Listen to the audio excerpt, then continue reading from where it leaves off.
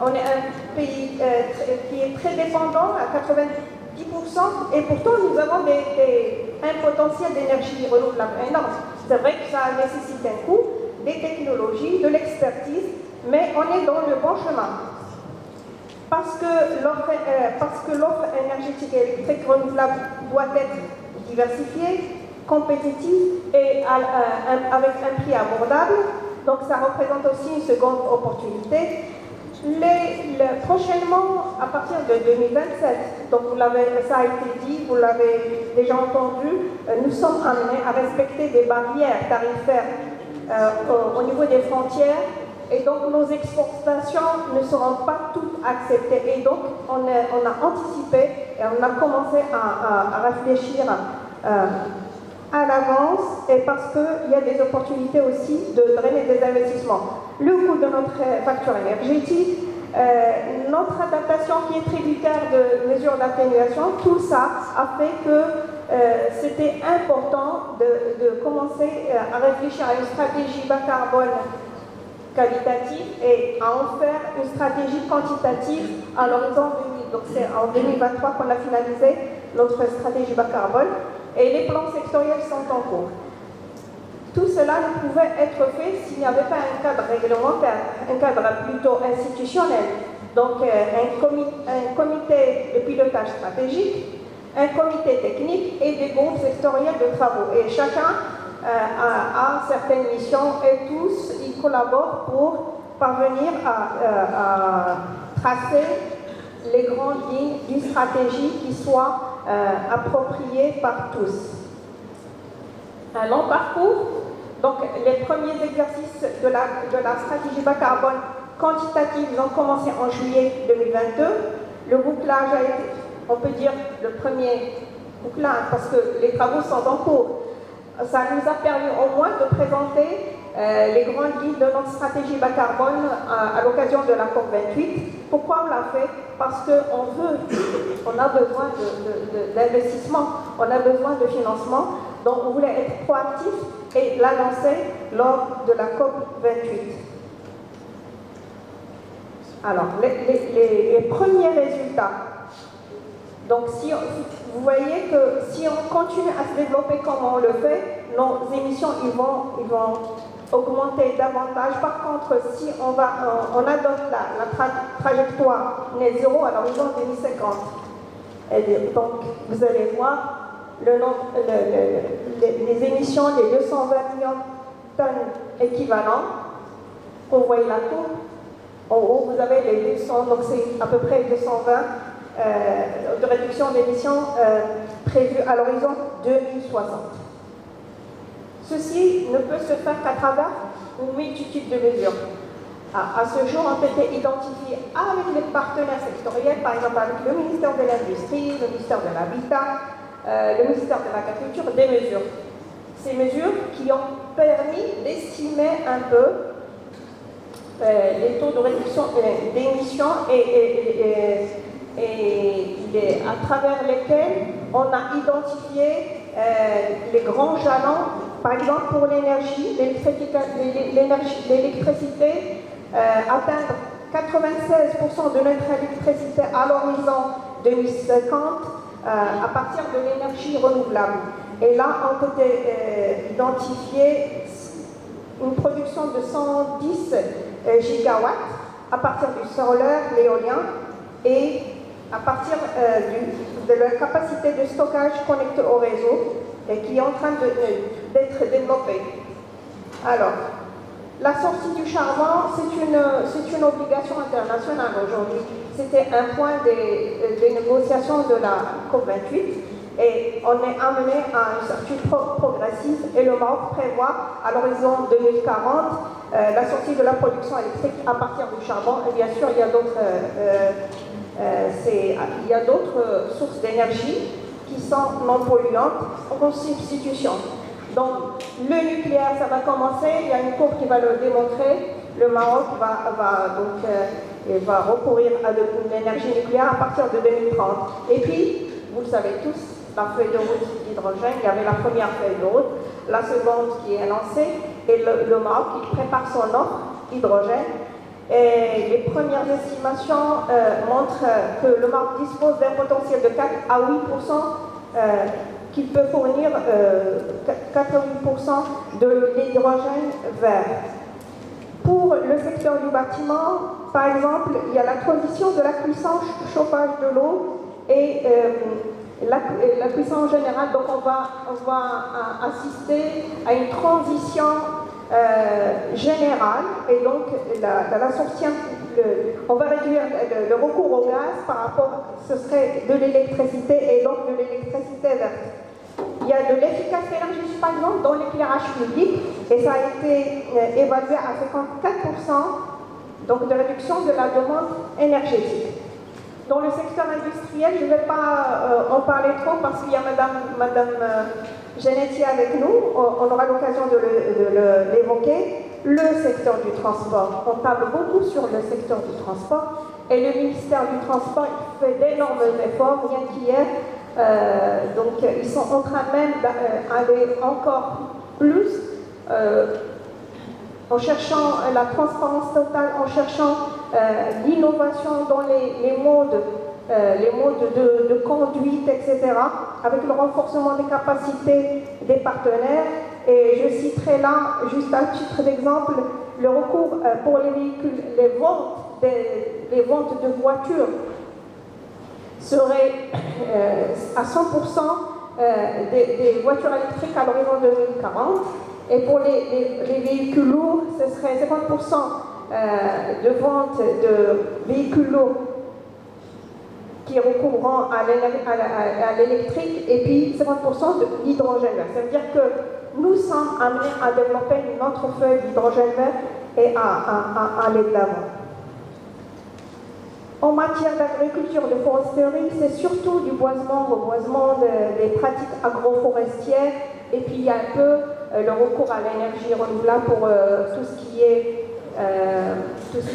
irrigation, les périmètres, et les déchets, bien sûr. C'est un gisement énorme que nous sommes on a prospecté. Il y a quelques pilotes, mais il y a la COVAD, la CGN, avec tous les partenaires, d'énormes efforts pour justement en faire un secteur de réduction d'émissions de gaz à effet de serre.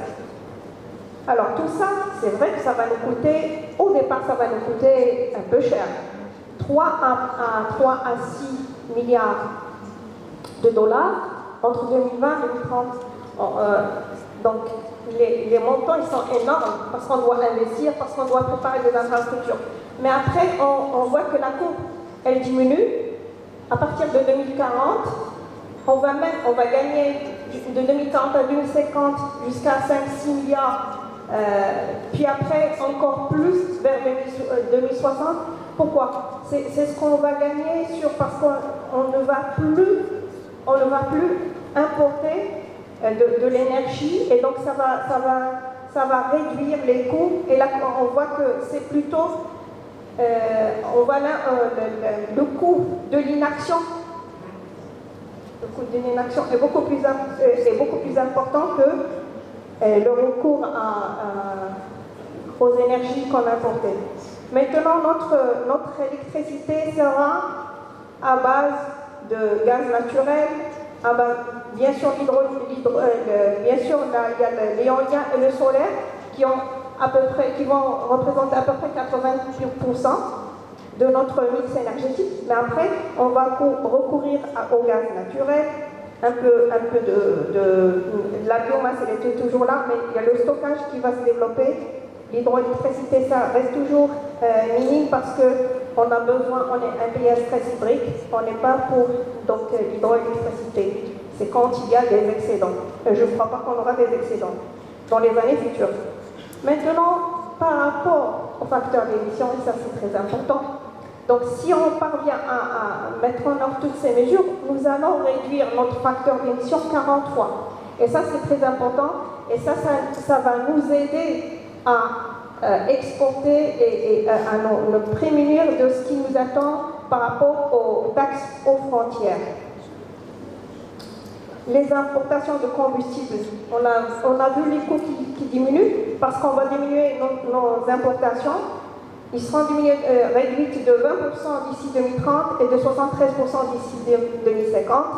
Et donc, on va recourir à d'autres sources d'énergie qui sont plus propres. Alors, là aussi, on va voir le développement du puits de carbone. Comme vous le savez, les sols, tout ce qui est ligneux, le bois, etc., et il y a le recours même aux micro-algues, ce sont des puits de carbone, donc ils vont absorber les émissions, et c'est une autre contribution à la réduction d'émissions. Tout ça ne peut se faire s'il n'y a pas des réformes derrière, des partenaires qui nous accompagnent, des partenaires qui sont mobilisés, qui adhèrent. Je citerai donc le cadre législatif renforcé. Monsieur le Président l'a bien évoqué tout à l'heure. Ça encourage donc le recours aux énergies renouvelables et alors l'autoproduction. Les politiques de gouvernance, l'alignement des politiques, donc l'accompagnement, l'implémentation par tous les partenaires, et puis les outils fiscaux qui vont nous aider. Par exemple, l'incitation aux usages décarbonés des produits performants sur le plan énergétique qui va nous aider et qui va nous permettre de drainer des investissements. Une stratégie ne peut réussir s'il n'y a pas un plan de suivi, évaluation. Et comme les contributions nationales désignées, les stratégies bas carbone sont toutes soumises aussi à des actualisations tous les 5 années. Donc ça, c'est une obligation dans le cadre de la Convention des Nations Unies sur les changements climatiques. Les enseignements, c'est que l'effort doit être concerté, il doit être fait avec tous les partenaires qui sont les bras opérationnels. Finalement, nous, on est une entité transversale. On contribue avec les autres, mais on n'est pas détenteur d'un secteur clé, et donc on doit prendre avec nous tous les partenaires. Il faut pérenniser les actions, il faut comptabiliser aussi le coût, les coûts ou les avantages indirects. L'impact sur la santé, l'impact sur le bien-être du citoyen. Quand on a des moyens de transport disponibles à la portée, etc. Et puis là aussi, il faut rappeler qu'il faut que la transition soit juste, et c'est une obligation aussi des Nations Unies, juste, équitable, c'est-à-dire que les pratiques que nous allons adopter doivent être adoptées par la population. Si on peut opter pour un moyen de transport, par exemple, mais s'il est cher, il ne peut pas être le moyen le plus approprié pour la population. Donc une transition juste. Et là, je profite de l'occasion pour vous dire que le dialogue se poursuit. Les plans sectoriels sont en cours de révision par les secteurs avec les partenaires pour une finalisation et la soumission de notre stratégie bas carbone. Enfin, je veux remercier nos bailleurs de fonds, je veux remercier nos experts nationaux, je veux remercier le ministère des Finances qui a créé une unité changement climatique, qui sont en train de réaliser un travail très important, parce que la stratégie ne peut être mise en place que s'il y a des financements. C'est vrai qu'on est point focal du Fonds de l'environnement mondial, du Fonds vert climat, Fonds d'adaptation, on peut drainer des investissements, mais il faut aussi que le budget de l'État y soit, et donc c'est à travers le ministère des Finances et qui fait un travail excellent. Donc merci à tous nos partenaires. Effectivement, la stratégie nationale à bas carbone passe en revue déjà un peu la prospective, j'allais dire, si je peux me permettre, de cette décarbonation en filigrane, et à la fin, bien entendu, un peu la manière de promouvoir cela. Les entreprises attendent, mais de quelle manière, et monétairement parlant. Il y a peut-être certaines choses que le ministère de l'Industrie fait déjà et qui n'apparaissent pas forcément en premier plan. Je vais faire allusion au gaz de climatisation, donc pour lequel le R22, le 141D, et j'en passe, qui sont des accompagnements quasiment directs à l'entreprise, à la petite PME, PMI, peut-être madame Jeannetti, si vous pouvez en dire un mot. Et c'est en fait une décarbonation, non pas uniquement carbone, c'est-à-dire, et là vous l'avez compris, mais décarbonation aussi équivalent carbone, quelque part. Et il faudrait peut-être que chacun de nous palpe un peu cela. Donc c'est bien sûr teinté par la notion de changement climatique en général, mais je voulais en faire illusion. Merci M. Zakaria. Donc J'avais pas prévu de parler de ça, mais c'est bien, c'est une bonne chose. Effectivement, le Maroc est membre au protocole de Montréal. Ce protocole et le ministère de l'Industrie assure le point focal de la gestion des engagements du Maroc en vertu de ce protocole. C'est un protocole qui vise à réduire progressivement jusqu'à l'élimination des substances qui appauvrissent la couche d'ozone. Mais la nouveauté dans ce protocole, c'est que l'enceinte internationale a décidé d'intégrer les HFC, c'est les hydrofluorocarbures. C'est des substances qui ont un impact en matière de changement climatique, mais la décision au niveau international a été d'intégrer ce type de produit dans la réglementation du protocole de Montréal. Pourquoi ? Parce que le protocole de Montréal a démontré son efficacité dans la réalisation des engagements des États parties en matière d'élimination de plusieurs catégories de produits chimiques qui ont un impact sur la couche d'ozone. Et donc, on a amendé, c'est l'amendement de Kigali qui a permis l'introduction de ces substances, ce sont les HFC. Le Maroc a ratifié cet amendement. Aujourd'hui, on est en train d'élaborer une stratégie de l'amendement de Kigali pour réduire progressivement l'utilisation des HFC et les substituer par des produits qui ne sont pas nocifs et qui n'ont pas d'impact en matière d'émissions de carbone. Et donc ça, c'est une contribution de la réglementation du protocole de Montréal à activer, à accélérer, à contribuer dans l'accélération de la décarbonation du secteur de l'économie marocaine de manière générale, parce que ça va être comptabilisé.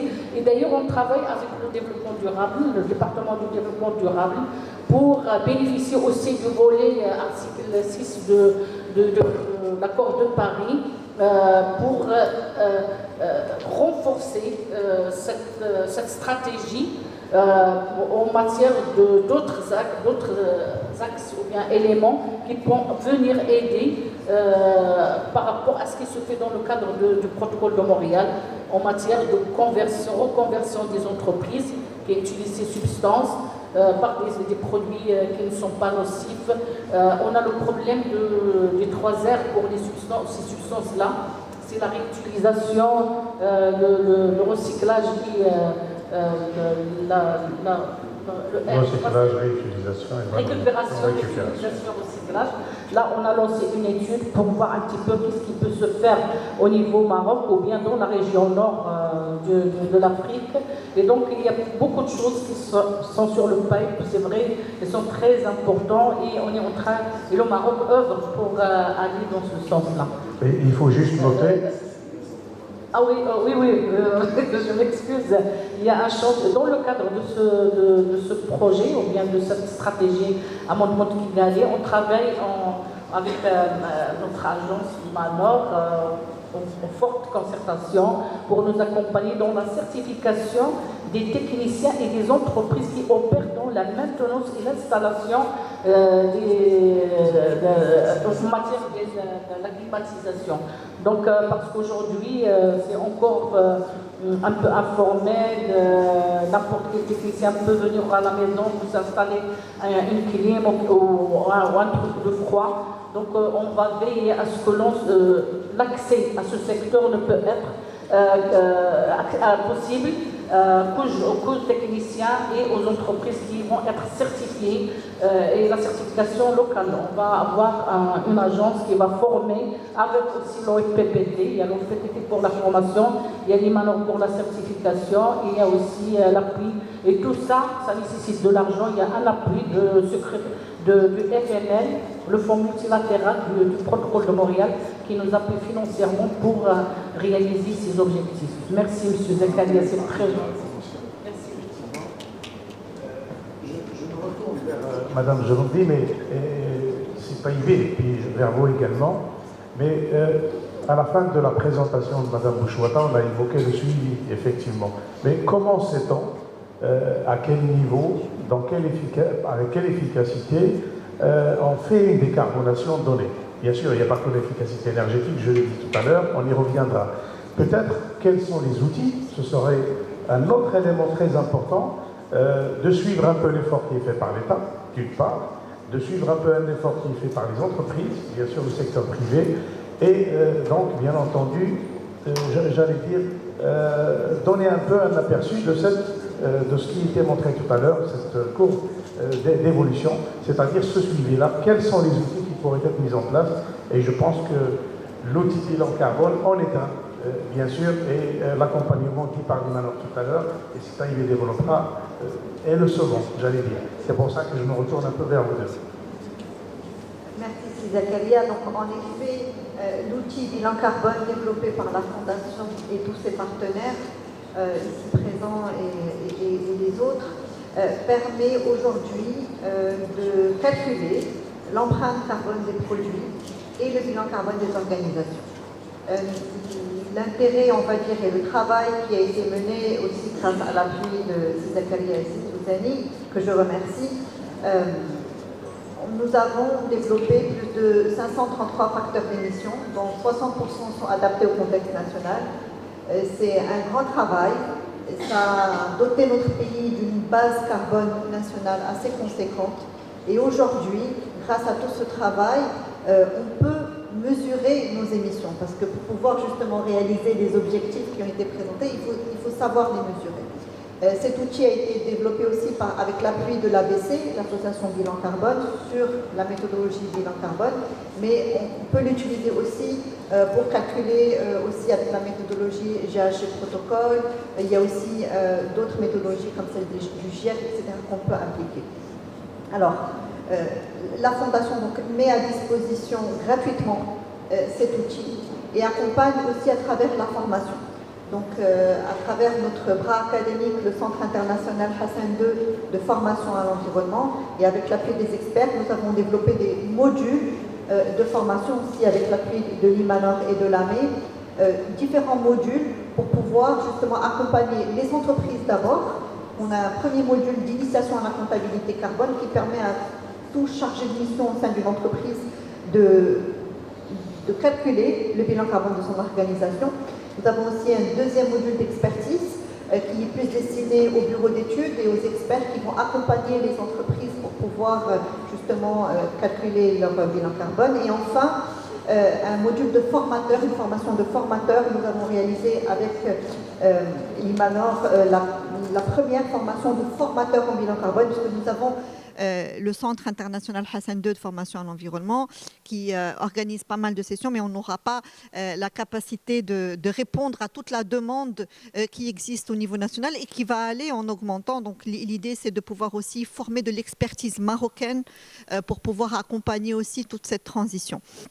Donc vraiment, j'insiste sur ça, et aussi pour permettre aux entreprises marocaines qui nous contactent toutes les semaines pour nous dire il y a le mécanisme d'ajustement carbone aux frontières qui est déjà rentré en vigueur le 1er octobre 2023. Dernier. Donc sur la partie calcul, le paiement de la taxe va intervenir à partir de 2026, mais on est déjà dans la partie calcul et déclaration. Donc il s'agit pour les entreprises importatrices européennes de déclarer les émissions de gaz à effet de serre sur les produits importés de 5 secteurs qui sont donc les fertilisants, le fer, l'acier, la métallurgie, l'électricité, l'hydrogène et le ciment. Voilà. Et donc, ces acteurs sont déjà tous conscients. La majorité ont déjà réalisé leur bilan carbone, ont des objectifs de neutralité carbone assez ambitieux. L'OCP a un objectif de neutralité carbone à l'horizon 2040. L'APC, l'Association professionnelle des cimentiers, a présenté sa feuille de route